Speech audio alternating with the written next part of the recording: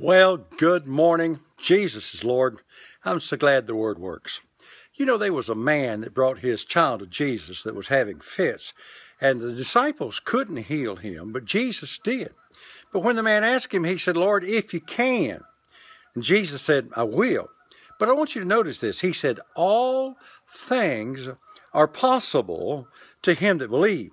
Now, I'm going to take that and go a little bit different way. Now, that boy did receive his healing, but I want you to know you cannot lose if you're doing it God's way. You see, Jesus said all things. That's everything that you could possibly ever imagine or dream of.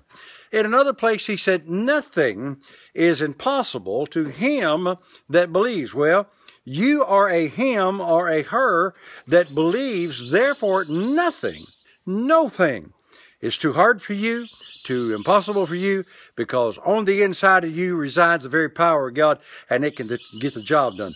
One of my favorite scriptures over in Philippians 4:13 says, I can do all things through Christ, which strengtheneth me. Now look at that phrase, I can do all things through Christ. And I like to read it out of the Amplified Bible. It says, I am self-sufficient for all things, possessing enough to require no aid or support, and furnished in abundance. Or another way of putting it is, me and God's the majority. Do you remember those 12 spies that went out to spy out the land? 2 came back and gave a good report and said, let us go up at once and possess it, for we are well able. Now, God had told them there was going to be some giants in the land.